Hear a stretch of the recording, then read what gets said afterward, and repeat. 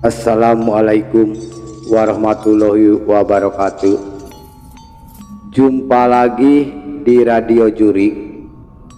Alangkah lebih baiknya buat yang baru menemukan Radio Jurik, bantu di subscribe dan dipicik tombol loncengnya. Terima kasih.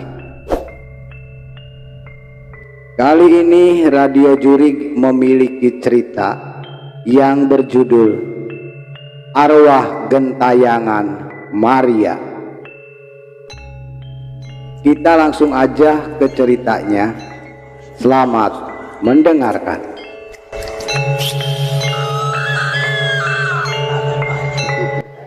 Terdengar suara mobil ambulan saat mengantar jenazah adik yang paling kusayang.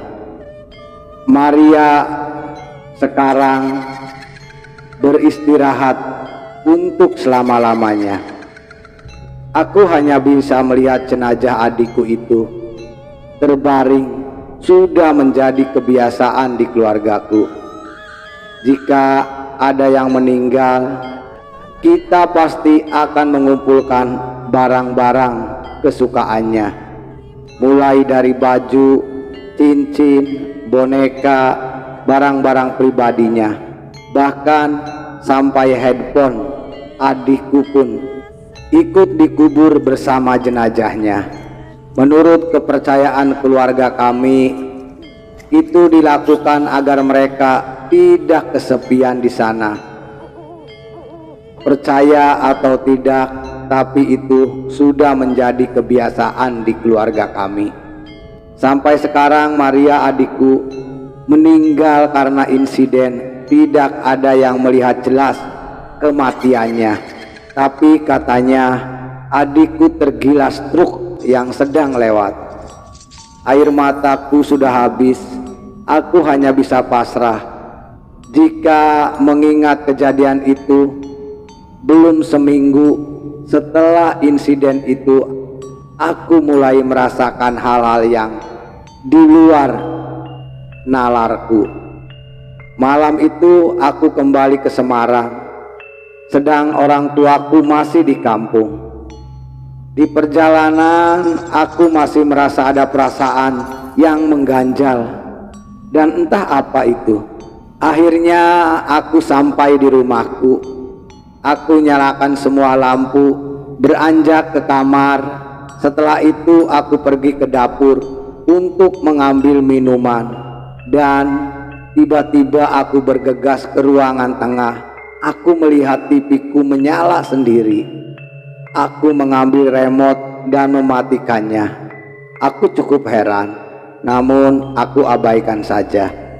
Aku pun kembali ke kamar dan menaiki tangga kayu. Belum sampai aku ke kamar dan refleks aku melihat ke bawah. Aku melihat pintu depanku kini tertutup. Aku langsung menuju dapur. Ketika aku buka pintunya, semua masih terlihat sama. Aku mencoba untuk menghiraukannya. Lalu aku coba naik ke lantai 2 untuk menuju ke kamarku. Sampai di tempat tidur, aku tarik selimut dan mulai memejamkan mata. Mataku sudah mulai terpejam. Tapi entah kenapa aku belum bisa terlelap sampai aku mendengar seperti ada seseorang yang menaiki tangga menuju lantai 2. Langkah kaki itu semakin jelas seperti menaiki tangga, dan suara langkah kaki itu berhenti tepat di depan kamarku. Dan tiba-tiba pintu kamarku terbuka sendiri. Aku melihat sebuah bayangan di pintu kamarku, seperti ada seseorang yang sedang berdiri. Perasaanku mulai tidak nyaman. Aku coba berdiri dan aku tarik pintunya. Ternyata tidak ada seorang pun. Tidak ada siapa-siapa di sana. Aku melempar pandanganku ke seluruh penjuru rumah. Jelas aku hanya sendirian di sana.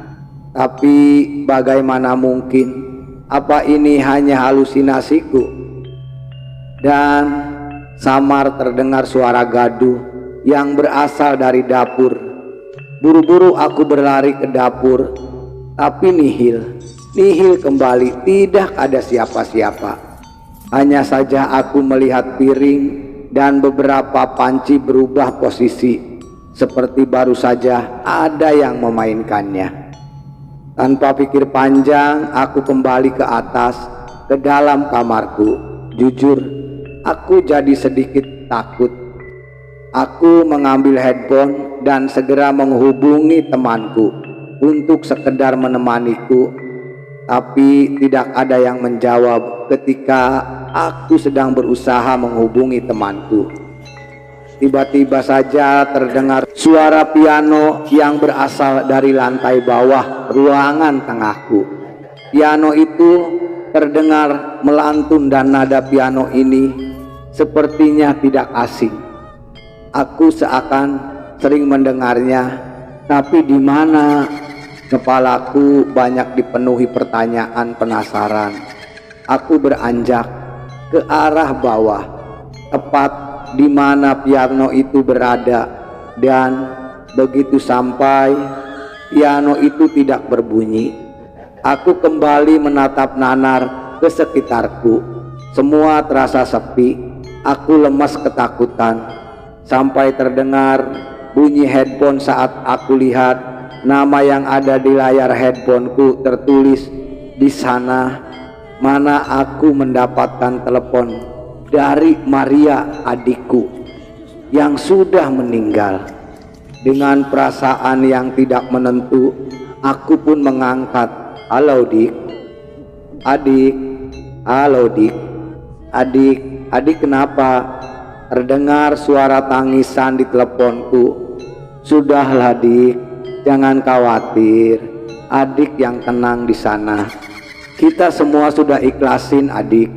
Adik terlalu mendadak, telepon terputus. Badanku lemas, aku pun tertunduk, dan di sekitarku masih sepi. Ditambah perasaanku yang tidak karuan. Aku pun segera menelepon ayahku, dan ayahku berkata hal yang serupa. Dia juga didatangi Maria. Maria sepertinya ingin memberi sebuah pesan. Esoknya aku berangkat kembali ke kampung halaman kami, meminta jasad Maria diotopsi oleh pihak yang berwajib. Dan tidak lama kami pun mendapatkan hasil bahwa Maria bukanlah meninggal karena insiden kecelakaan. Ditemukan bekas penjamahan pada adikku.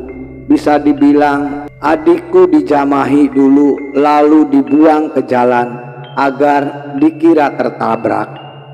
Aku sangat terpukul mendengar hal itu. Aku semakin emosi dan marah. Sampai saat ini aku masih mencari pelakunya. Siapa yang tega berbuat hal itu kepada adikku tercinta?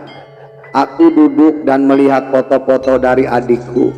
Aku melihat satu foto adikku dengan piano, dan akhirnya aku ingat lantunan piano yang saat itu aku dengar adalah lantunan piano yang sering adikku mainkan. Dan malam itu roh adikku memang datang mengunjungiku untuk memberiku sebuah pesan bahwa dia belum tenang di sana. Dan pada akhirnya cerita ini sampai di sini dulu ya, selesai. Terima kasih buat teman Radio Jurik semuanya yang sudah mengikuti cerita Radio Jurik. Alangkah lebih baiknya sebelum meninggalkan Radio Jurik, bantu di subscribe dan dipijit tombol loncengnya. Terima kasih. Buat teman Radio Jurik semuanya, kami mengucapkan selamat beraktivitas dan tetap semangat. Hantu itu ada.